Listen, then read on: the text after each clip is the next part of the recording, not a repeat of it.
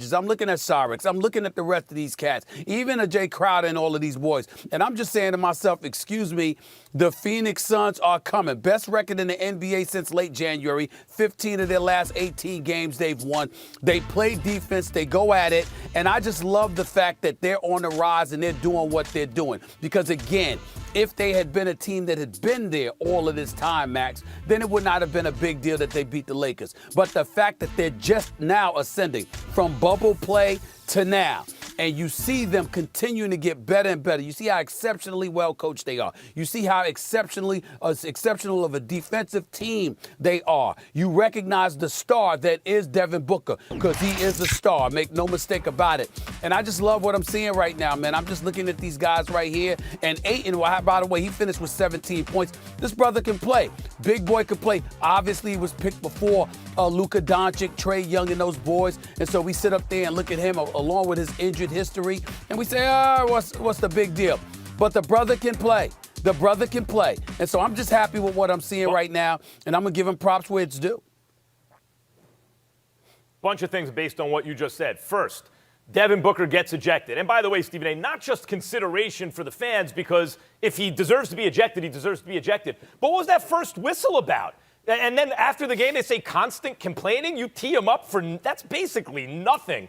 And then he directed something at an official they didn't like. 2 whistles and you're out. Come on. But at that time, so we're on the same page about that. But at that time, the Suns had a lead. Like, they were controlling the game and they had a lead. I think they were up like 7. We're talking about the third quarter. It's not like they played the whole game without Devin Booker.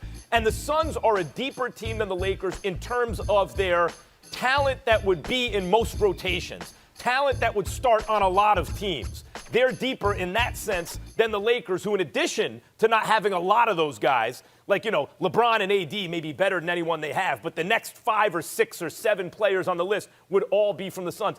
And the Lakers are shorthanded. That's why I'm discounting it. Got to say this about the Suns.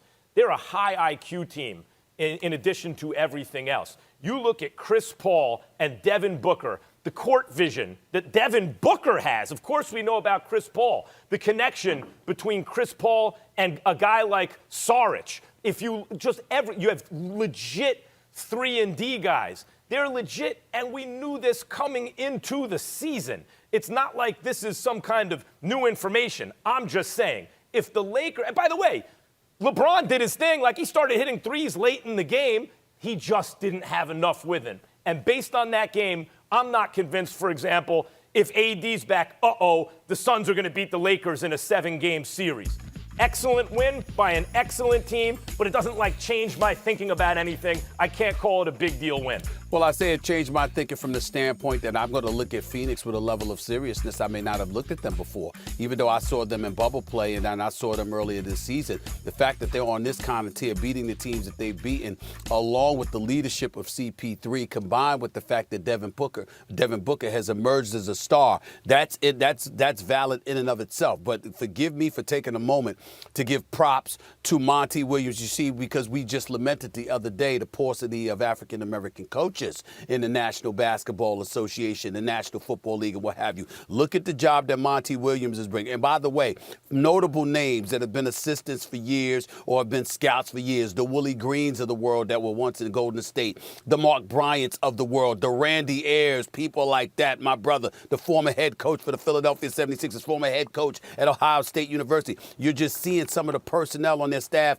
and I just can't say enough about Monty Williams, man. So many people talk about this guy as a character guy. Obviously, he's a great, great person and what have you, and worked under Popovich and others. But the job that he is doing as head coach of the Phoenix Suns cannot go unnoticed. Think about what we were saying about this team before he arrived. They want a fast track to nowhere. We will